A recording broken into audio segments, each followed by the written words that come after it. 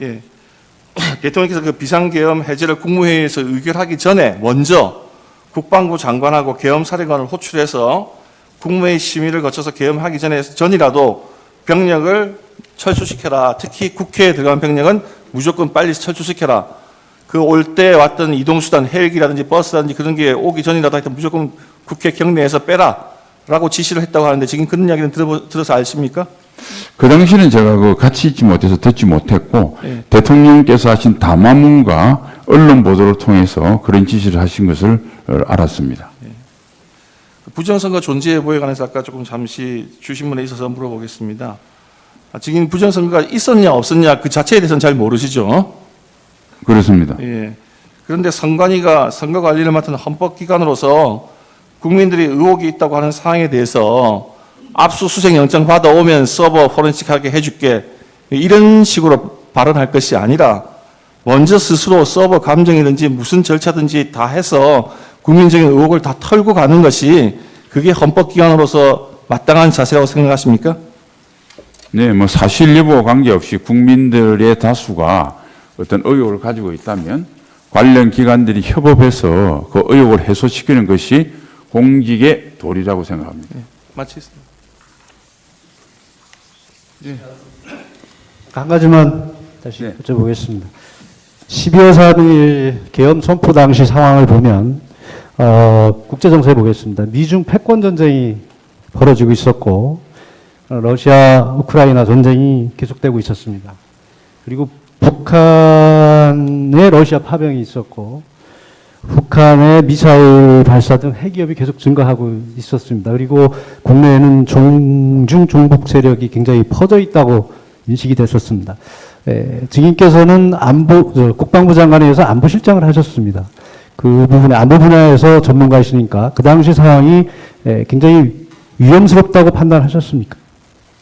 네, 위험스럽다고 판단을 했습니다. 한 가지 부분을 하면 저보다 국가 원수이자 국군 통수권자이고 모든 책임을 지는 대통령께서는 안보실장이 저보다 훨씬 더 안보 위기에 대해서 심각하게 생각했을 거로 제가 생각합니다. 감사합니다. 네, 14분 하십시오. 피청구인 그 주신문 사안 관련해서 몇 가지 여쭤보겠습니다. 초급 간부 처우 개선 예산안 이 부분은 지난 2월 6일 날 경제수석께서 나온 증인신문에서 사실 다 확인된 내용인데 어떤 내용이냐면 정부에서 아예 예산안, 그러니까 야당이 감액했다고 하는 주장하는 예산안 자체를 편성 조치하지 않고 국회에 제출했다라고 확인된 부분인데요. 확인차 다시 질문을 하셨기 때문에 확인차 다시 여쭤보겠습니다. 그 정부가 국회에 제출한 2025년 예산안에 초급 간부 처우 개선 예산안 중에 단기복무 장려수당 부사관 부분인데요. 이 부분이 전년 대비 131억 원 감액돼서 편성 제출됐고 간부훈련 급식비 총액이 전년 대비 9억 원 감액돼서 편성돼서 국회로 제출됐는데 알고 계신가요? 네, 그 예산 편성될 때 네네. 뒤늦게 돼서 그게 좀 빠졌는데 그래서 국방위 예산 소위 과정에서 그러니까 여야가 공히 그것을 반영해 주기로 했는데 이제 그런 어쨌든 상황이었습니다. 제가 말씀드리는 건 국회가 예산을 삭감한 것이 아니라 정부가 제출할 때부터 편성 제출안에 빠져 있었다는 거죠. 오히려 감액돼서 예, 나갔다. 편성 빠져있던 것을 정액을 여야가 협의 중에 있었습니다. 알겠습니다. 그럼 피청구인이 2024년 12월 3일 비상계엄 선포하면서 담화문에서 야당이 군 초급 간부 봉급과 수당 인상, 당직 근무부 인상 등 군 간부 처우 개선비조차 제동을 걸었다. 이러한 예산 폭거는 한마디로 대한민국 국가재정을 농락하는 것이다. 라고 하면서 비상계엄을 선포하셨는데요. 정부가 스스로 이렇게 뭐 뒤늦게 아셨다고 하지만 초급 간부 처우 개선 예산 항목을 동결하거나 오히려 일부 항목을 감액해서 사실은 총액은 전년도 대비 141억이 감액돼서 국회에 제출됐거든요. 근데 어떻게 이런 피청구인 이런 담화문에 비춰보면 누군가 보고를 했을 것 같은데 증인이 피청구인한테 야당이 이런 초급 간부 처우 개선 예산을 국회 심의 과정에서 삭감하고 있다 이런 보고를 하신 건가요? 아니요, 국회 예산 심의 과정을 잘 아시는 분은 네. 제가 말씀드린 게 이해를 할 텐데 네네. 통상 그 정부에서 제출안 중에서 아니, 이 어떤 말씀이신지 조정을 해서 네. 예, 서로 조정해서 예산안 중에 깎는 부분이 있고 증액하는 부분이 있다는 취지시잖아요. 그 여야가 그거는 네. 거의 합의를 해서 그러니까 제가 국방위를 여쭤보고 하고 싶은 있었습니다. 거는- 그래서 예. 그걸 기다리지 않고 일방적으로 한 것은 네. 사실상 그 깎았던 효과가 그대로 난다고 말씀드리겠습니다. 일단은 정부에서 예산안을 편성하지 않고 감액해서 제출한 건 인정하는데 국회에서 증액해 주지 않았기 때문에 이게 야당의 좀 예산 폭거다 이렇게 생각하신다는 취지신가요? 네, 사실상 정액에 국방위에서는 합의한 걸로 알고 있습니다. 네. 그럼 증인이 이렇게 보고를 하신 건가요? 처음에 정부에서 예산안 편성할 때부터 뒤늦게 놓쳤다. 그래서 예산이 감액돼서 편성이 돼서 국회에 제출됐다. 이런 사실을 알리지 않으신 건가요? 아닙니다. 그거는 이제 뭐 대통령한테? 국방부에서 할 일이고 저는 네. 그 예산까지 안보실장이 일일이 참여하지 증인이 않습니다. 보고하신 건 아니고요. 예, 예. 알겠습니다. 어쨌든 증인도 국회가 헌법 57조에 따라서 예산안 심의 과정에서 증액을 할 수 있는 권한은 없고 감액할 수 있는 권한만 있다는 건 알고 계시죠? 이제 감액을 하더라도 그 아니, 감액된 분야에서 헌법상 권한에 나중에 대해서 여쭤보는 겁니다. 예결위에서 조정이 가능하다고 봅니다. 그러니까 국회가 감액 권한이 있고 정부가 동의하지 않으면 국회가 임의로 증액을 할 수는 없잖아요. 그건 맞습니다. 알겠습니다. 그리고 아까 친중 정치인 그러니까 중국 회사의 투자 이런 부분이 주신문 사항에 나와가지고 사실 여쭤보는 건데요. 이게 대통령 탄핵 사건에서 이런 내용을 공개적으로 언급하는 것 자체가 외교나 안보에 좀 적절하지 않다 이런 생각이 들고 그래서 증인도 몇 가지 부분에서 답변을 피하셨던 것 같은데요. 저희가 어쨌든 2008년도에 이명박 정부 시기에 대한민국과 중국 사이의 관계를 전면적 협력 동반자 관계에서 전략적 협력 동반자 관계 이렇게 격상이 좀 됐잖아요. 그리고 이런 한중 관계 협력이 심화되면서 박근혜 전 대통령도 2015년 9월 달에 역대 대통령 중에 처음으로 중국 베이징 천안문에서 열리는 항일전쟁, 반파시스트 전쟁 승리 70주년 기념 열병식에 참석하기도 했었죠. 기억하시죠? 네, 네. 기억합니다.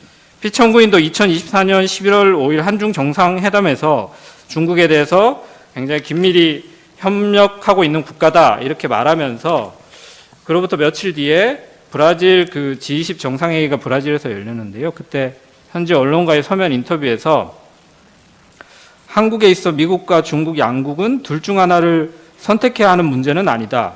미중 관계가 국제사회 평화와 변형에 기여하는 방향으로 발전해 나가기를 기대하며 그 과정에서 한국은 미중 양국과 긴밀히 협력해 나가겠다 이렇게 말씀을 하시면서 국제사회에서 협력과 경쟁은 병존할 수밖에 없다 이렇게 말씀하셨는데 알고 있죠. 네, 그러니까 결국은 미중 간의 이런 전략적 경쟁이 심화되는 상황이지만 대한민국 입장에서는 한미동맹을 외교의 그 중요한 기본축으로 하더라도 중국과 어떤 전략적인 협력 관계를 가져갈 수밖에 없는 상황이잖아요.